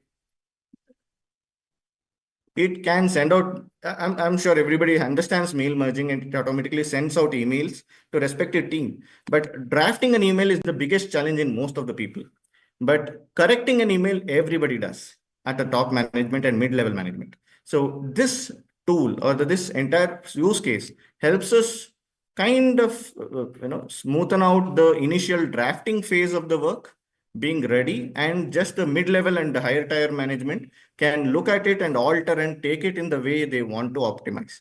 And with just this click of a button, I have also used a tool called as Odoo, where it is an ERP similar to NetApp, usable for many of the startups.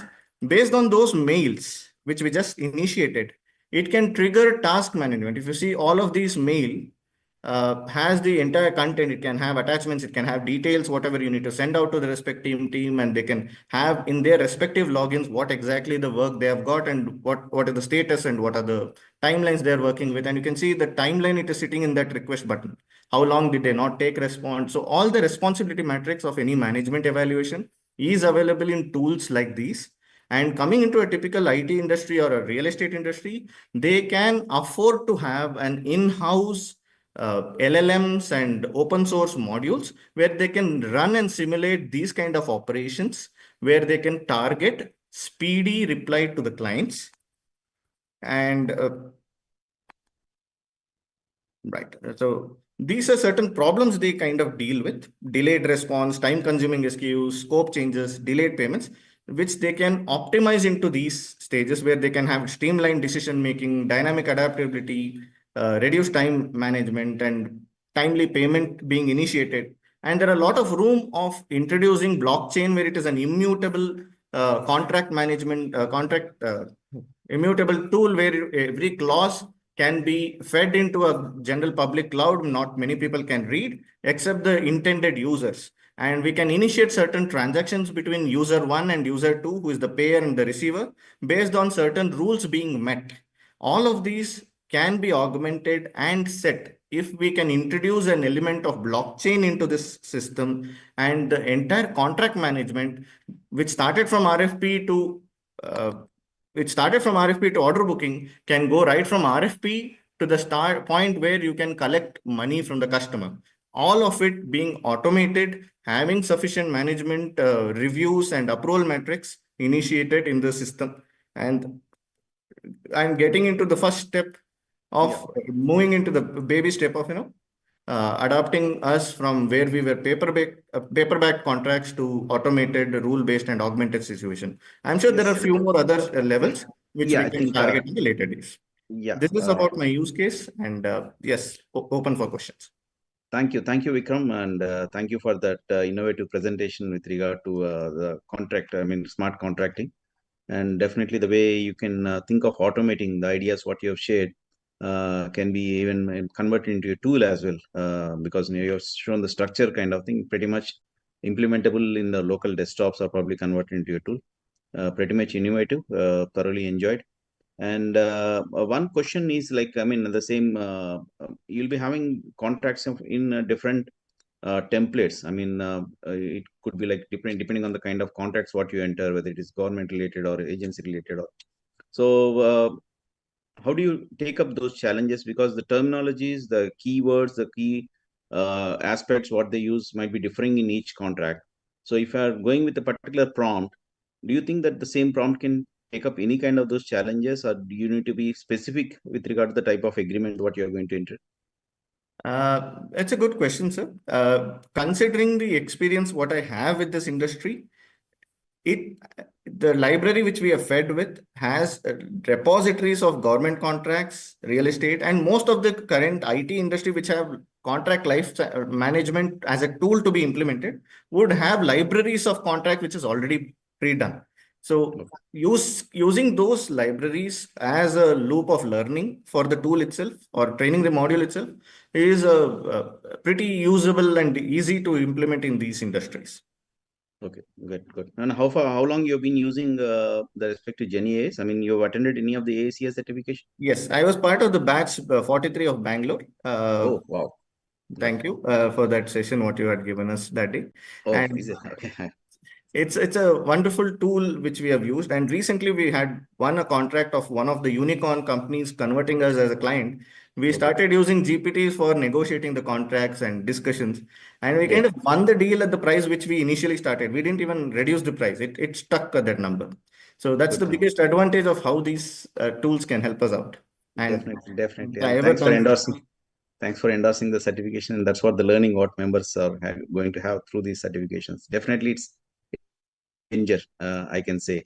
And thank you for your time. Thank you for your presentation. Members, again, request you to kindly come forward and vote. And let's hear from the last participant for the day. Other two participants have some technical issues, so they backed off. We have the final participant for the day, Vijay Vardappa. From which place are you, sir? I'm from Bangalore, sir. Bangalore. Okay. So Vijay to Vijay, over to Vijay again. Kindly take over and please demonstrate your case. Yeah. Thank you, sir. I'm sharing my screen.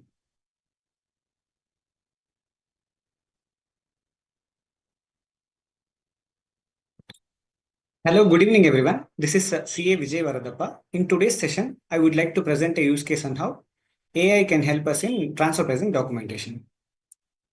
So, when there is an international transaction between two or more associated enterprises, and if one of such associated enterprise is in India, and if the transaction value exceeds INR 1 crore, then the Indian entity has to maintain a detailed transfer pricing documentation as per Income Tax Act.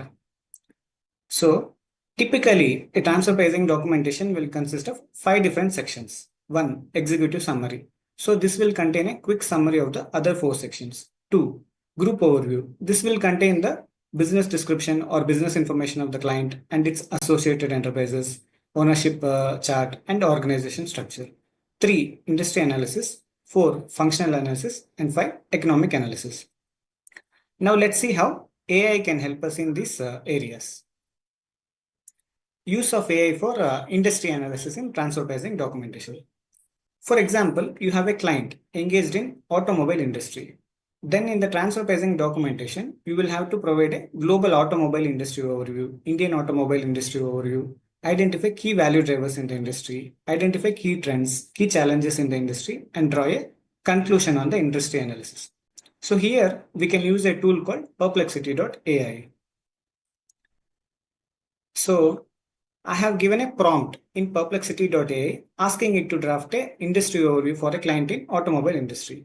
So it has done its research and given us the following output. So if you see here, this is the global automobile industry overview, Indian automobile industry overview. It has identified certain key value drivers in the industry, key trends, key challenges, along with the conclusion. So here I have used perplexity.ai instead of ChatGPT, because ChatGPT doesn't give us the sources of information, whereas perplexity.ai gives us the sources of information. So if you see here, it has mentioned that EV segment is experiencing rapid growth at 30 to 35% annually. And this data point is based on the following 74-page report from markets and markets. So similarly, the entire content generated by the perplexity.ai is based on the following 14 resources. So it has referred S&P Global report, then Forbes report, then Automobile Association Industry report, then Deloitte Consumer Study report.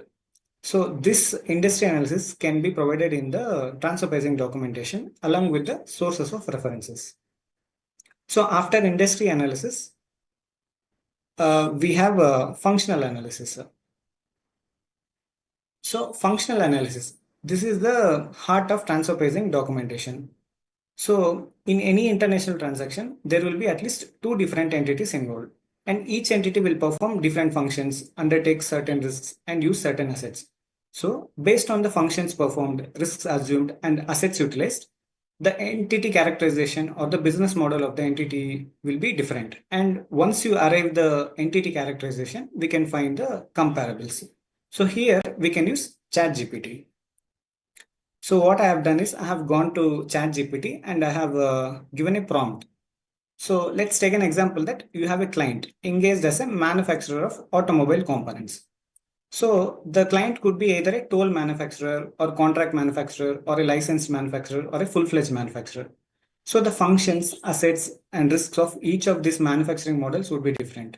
For example, a toll manufacturer will not hold any inventory. A contract manufacturer will not make final sales to third party. A licensed manufacturer will not own any IP, whereas a full-fledged manufacturer will own the IP. So to identify the characterization of the entity, we can use ChatGPT to draft a functional interview questionnaire. So if you see here, ChatGPT has drafted this functional interview questionnaire on various, asking various questions on manufacturing activities, inventory management, research and development, intangible functions, etc. So this questionnaire can be shared with the client. And based on the responses provided by the client, we can use ChatGPT further to draft a functional analysis. So let's assume that we have sent this functional interview questionnaire to the client, and the client has responded with his responses. And he has indicated that the company is engaged as a contract manufacturer. Now, ChatGPT has drafted a functional analysis for contract manufacturer in the automobile industry, automobile components. So these are the typical functions performed. These are the assets employed and the risk assumed typically by a company who is a contract manufacturer of automobile components. So this functional analysis can be provided in the transfer pricing documentation. And since we have arrived at the entity characterization, that is contract manufacturer, we can move to the economic analysis. So economic analysis. So this is the most important and crucial part of transfer pricing documentation, because here we find the comparables and check whether the international transaction is at arm's length basis. So here, let us take a simple example. So we have a client who is engaged as a pure software developing company. So to find comparables to the software developer, we would go to any one of the databases like ProVes, ASTP or Capital Line, and we will search for the companies under information technology code. Now let's assume that there are 1,000 companies under information technology code. As a first step, you will do a quantitative analysis. So you will apply certain quantitative filters like sales less than 1 crore, companies with consecutive loss, companies with related party transaction more than 25%, or the companies with negative net worth. So these companies will be rejected. So let's assume that 500 companies are rejected in this first step. Now we will go to the second step, which is called qualitative analysis. So here you will do a detailed web review or annual report review. So in this case, we can use ChatGPT. So instead of us going to 500 companies and doing a web review or going through the annual report of these 500 companies, we can use ChatGPT to quickly compare whether the company can be considered as a comparable or not. So as an example, I have taken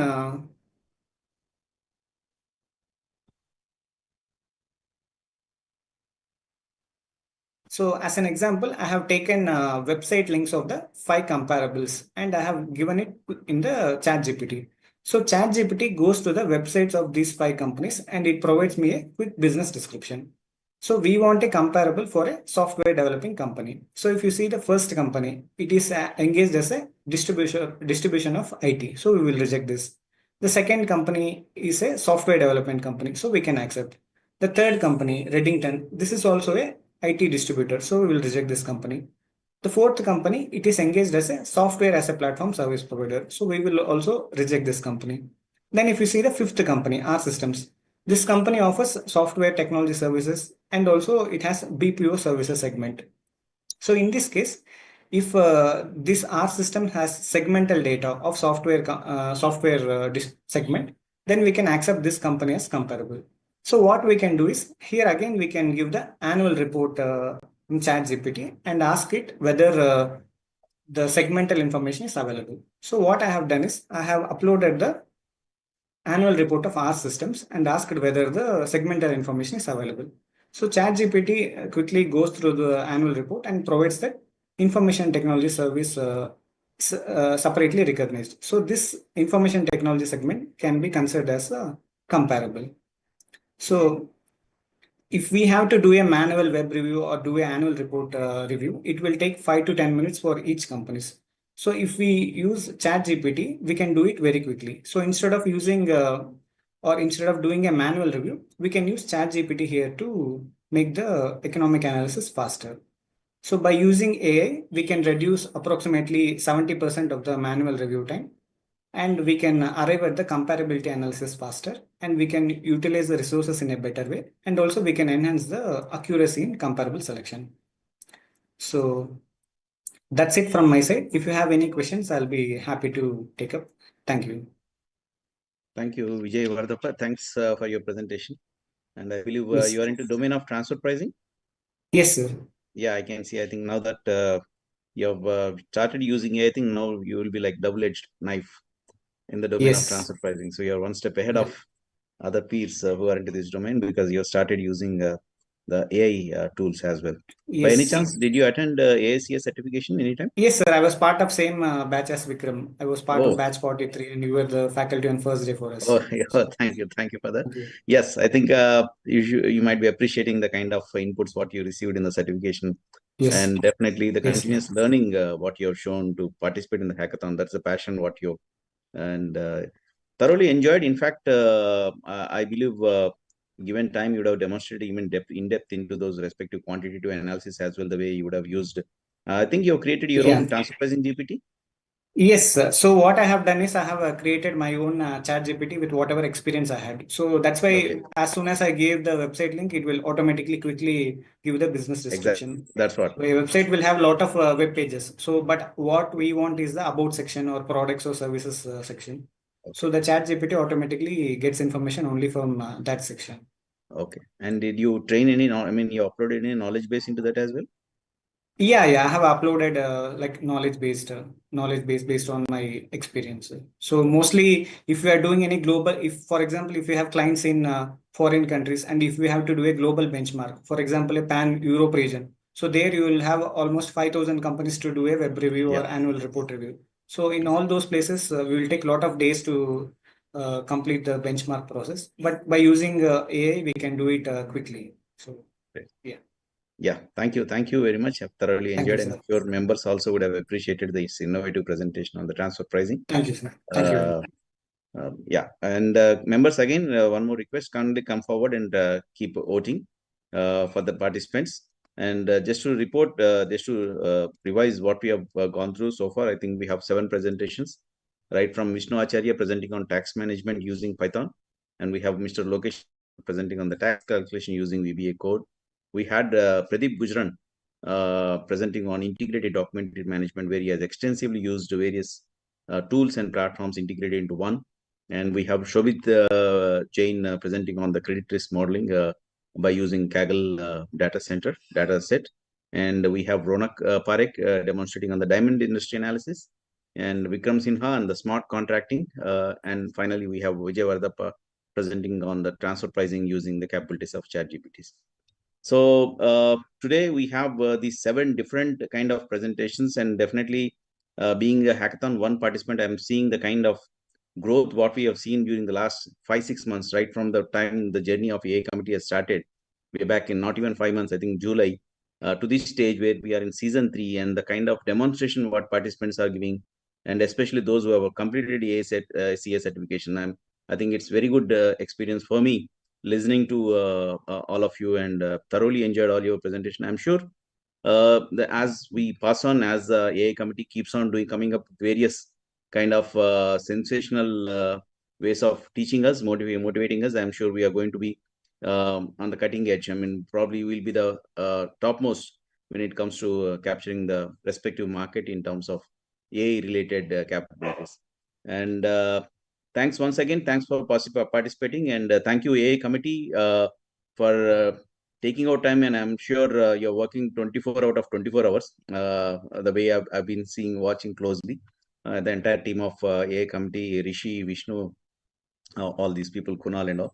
And I appreciate all your efforts, and definitely we are going to have very good journey down the lane, and wish you all the very best to you all. Thank you very much. Over to you, Rishi ji.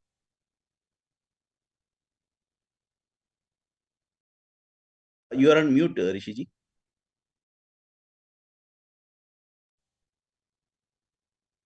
Yeah, thank you, Vijay sir. Good evening once again, everyone. As we conclude this insightful session, I would like to extend my heartfelt thanks to our esteemed panelists for sharing the expertise and inspiring us with innovative AI use cases. Your insights have added immense value to today's discussion. A big thank you to all our viewers as well for your active participation and enthusiasm throughout the session. We also thank CA Vijay Srinivas Kothapalli sir for sparing his valuable time today for today's webinar and being the jury for today's session. A big thank you to our tech team as well. Last but not the least, we would thank our ICAI and AI leadership for guiding us through this fascinating journey of AI within ICAI. Before we wrap up, I'm also thrilled to invite you to an extraordinary event, the global webinar on AI, launch of GPT, the world's first innovation in accounting and audit. which is happening on Sunday, 24th November 2024 from 11:30 a.m. onwards. This groundbreaking moment will set new benchmarks in our profession as ICAI will launch a truly path-breaking GPT containing annual reports of more than 5,000 listed companies, which is never before heard of. CA Vijay Srinivas Kotapalli sir is also a panelist in that session. Do not miss the chance to witness history in the making. We also look forward to seeing you next week for the next episode of AI Hackathon Season 2 on Friday 29th at 5 p.m. Also, please do not forget to register and attend our AICA Level 1 courses, which are happening on pan-India basis, if not done till now. Until then, keep exploring and innovating. Thank you. The voting lines for the viewers are open till the next 5 minutes. May please vote if you have not voted. Thank you once again. Thank you. See you next week. Thank you all. Thank you. Thank you so much.